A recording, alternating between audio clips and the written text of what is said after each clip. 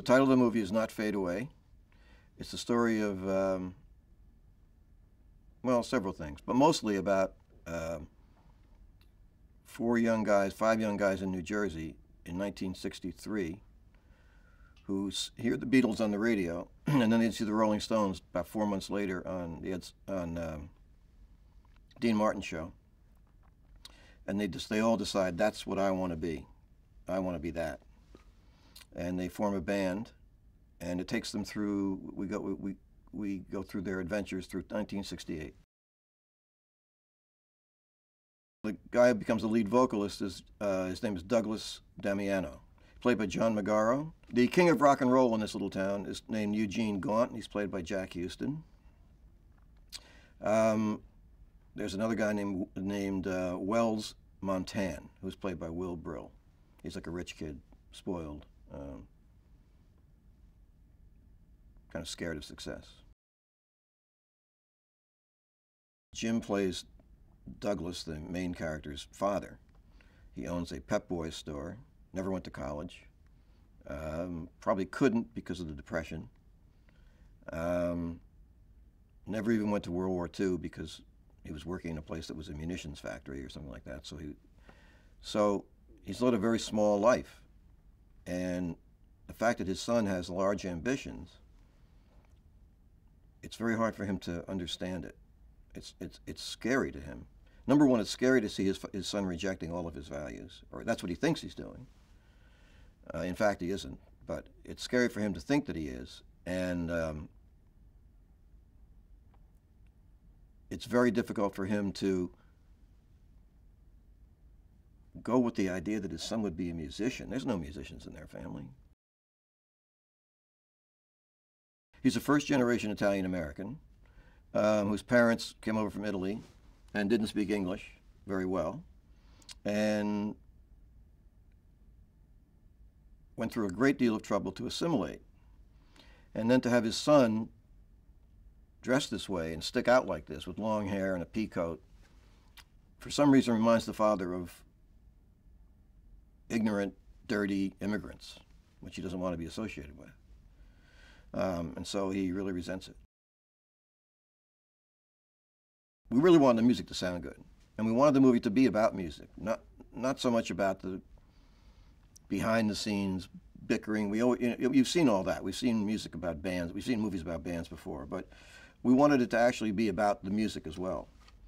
And so we tried to find musicians who could do it, and we put out an open casting call, and on the internet, we went to high schools and colleges and all over the place, month after month after month, and we had to go the usual route, which is put out a breakdown and have agents send in acting clients. I'm a big Rolling Stone fan. The same is true for him, and we used to talk about this stuff constantly. And he knows everything about, both musically and historically, about everything that Andrew Oldham ever said to Keith Richards. He knows it all. And his own music, when you hear I've heard a demo record of his called, they're called The Lost Boys, which he never released. It's very Stones influenced. And that's the sound I was trying to go for. And so he was just he was the perfect guy in so many ways. And he wrote a song for the movie too. In fact, they were very excited to be working with him. And he's a great guy, and we did it at his studio, which is down in the Village. And he made that available to them, and he started off teaching them, and then we hired one guy, Pat Denizio, who was part of a band called the Smithereens. That went on for a while, and then we shifted over to a guy named Robbie Mancuso, who actually taught them to play guitar. But they had a lot of the coaching of the acting and the stagecraft of it. Stephen taught them. He didn't sit there hour after hour teaching them how to play the guitar. Well, I started playing drums when I was 13, I guess, 14. Took drum lessons. And when I was younger than that, when we were driving in the car or something, I used to be able to keep time, snap my fingers in time with, and my cousin Johnny, my older cousin, said that I should be a drummer. And my mother said, that Gene Krupa's a drug addict. No way. And it took me till I was about 13 or 14 till I got to actually buy a set of drums and start taking lessons. And then the friends that I picked out in high school were people who were much better musicians than I was. And they had a band. They had an instrumental type band. Like the Ventures or something like that.